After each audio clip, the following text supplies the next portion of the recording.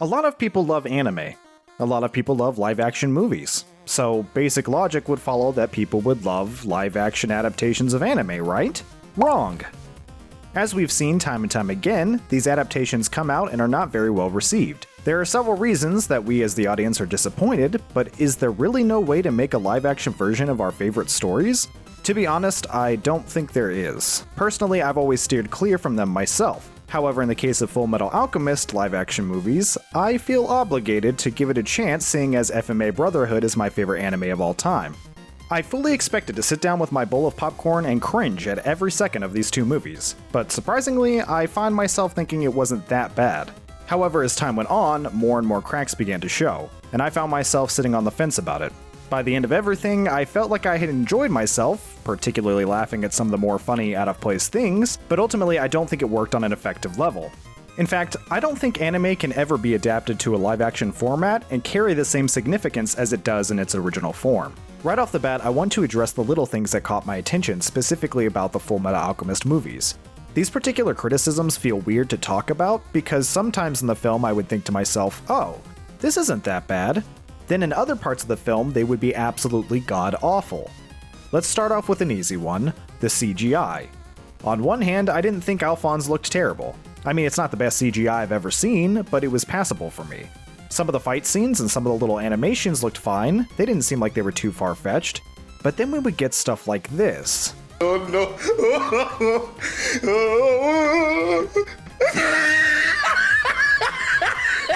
These guys are so obviously in front of a green screen right here, and then what is this water? It looks like it was drawn on the screen with some Sharpie.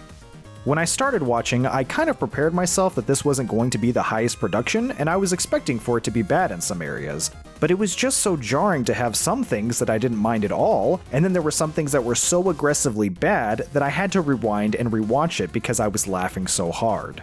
On top of some things looking whack, the audio wasn't much better. Now, I'm usually a fan of watching anime subbed, but when I first watched FMA, I experienced it dubbed, so that's what I tried to do here.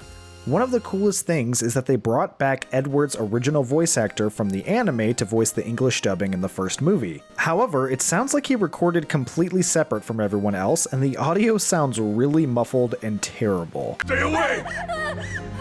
Or she'll meet her maker! Know your limit, third grade alchemist. I'll show you what separates us. The voice actor did great, but the quality of the audio is so bad and he sounds completely different from everyone else. It would also muffle any other noise in the movie. So, like, anytime Edward would speak, the rest of the movie would be compressed underneath it, and it was genuinely difficult to watch. They changed voice actors in The Revenge of Scar, so that problem was thankfully remedied. I did go back and watch some of the scenes subbed, and everything felt way smoother. But wow, what a trip just hearing the audio get all wonky. Honestly, both the CGI and audio were excusable to a certain point for me, mostly because it was hilarious. However, the biggest issues with this adaptation, which I think are the issues with any live-action adaptations, are problems that cannot be overlooked as easily. Firstly, there's a huge disconnect when it comes to suspension of disbelief. In an anime, there's tons of instances where things happen that regular humans shouldn't or couldn't be able to do. For instance, there's a point where Lieutenant Hawkeye fires a gun at Scar, and he basically just dodges the bullet by sidestepping. We know that this woman is a skilled shooter, and at that range, even with him dodging and weaving, this is a bit far-fetched. Furthermore, there's scenes where explosions go off or buildings crumble, and although sometimes injured, the characters still come out alive. There wouldn't be anyone walking away from this in real life. I know that there's obviously other things in the story that challenge a view of realism, like I can just hear someone saying, oh, but alchemy isn't real, and yeah, I get that there's a level of fantasy to this, but besides alchemy, a lot of the characters seem like normal humans. That's okay though, because in my mind, it's always been easily explained with the thought, of course it's over the top, it's anime. Being over the top and hyperbolic kind of comes with the territory. When it's brought over to live action though, it's harder to make that connection. In the same way, there are silly or goofy moments that feel right at home in an anime, but when we see people do it in real life, it becomes extremely cringy. Time and time again in the anime, we see Edward being insulted about his height and going into an explosive rage over it, and sure, it's a bit silly, but within the anime context, it never made me scoff or roll my eyes. In Revenge of Scar, my man is literally shaking over here. It just feels so bizarrely out of place. The other biggest problem is the fact that there are 64 episodes of FullMetal Alchemist Brotherhood, and they're trying to fit all of that into what seems like 3 movies. I feel like I shouldn't have to explain why something like that doesn't work, but for some reason, TV shows and movies like this are still being published, so I will. Imagine for a second you have this amazing meal prepared before you. Some chef put his heart and soul into it, and from the first bite, it's ooh, so good. A ton of people like it, and everyone in the land is happy.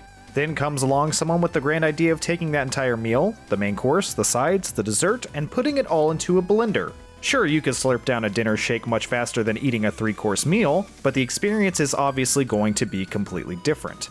On top of that, just because all of the original ingredients are delicious, that doesn't mean they're going to mix well in liquid form. You would even have to remove a ton of stuff just to be able to fit it in the blender in the first place. So in the end, what we have is a more compact version of the story that's missing important characters, missing intriguing world-building stories, and most importantly, the time to savor the moments. I'd like to clarify that I'm not talking about cutting out the filler here either. In the first movie, fan-favorite characters don't show up or are even mentioned. The second movie they do a bit better, but it's obvious that they're extremely limited by time and keeping focus on the actual plot. It's near impossible, if not impossible altogether, to take everything that makes FMA great and strip it down to bare bones and have it be as impactful as the original story. Albeit they're doing their best to keep the major beats of the plot, but some of the best moments come from interactions between the characters reacting to each other or having meaningful relationships with one another. When the window of time is too small, we just get dialogue that's forced from plot point to plot point with no room for personality, charm, or nuance to thrive. It would have been better as a long, drawn-out series where there could be more time to introduce characters and storylines, but at that point, that's basically just the original anime, so why bother? It's really easy to look at this movie, or other adaptations for that matter, and dismissively say, oh, this looks bad, therefore it is bad.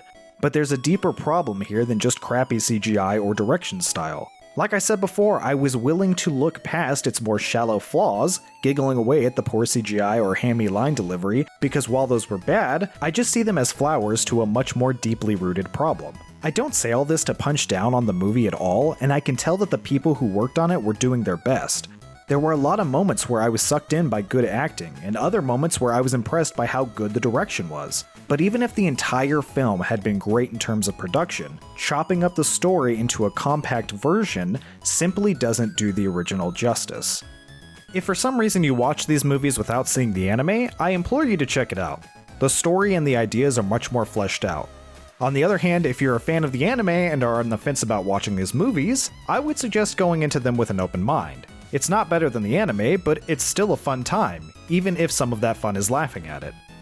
Hey, thanks so much for watching this video. If you enjoyed it, leave a like and subscribe. It really helps me out a ton. Do you think that live-action anime adaptations don't work? Why or why not? Is there any that you think are good? Let me know down below.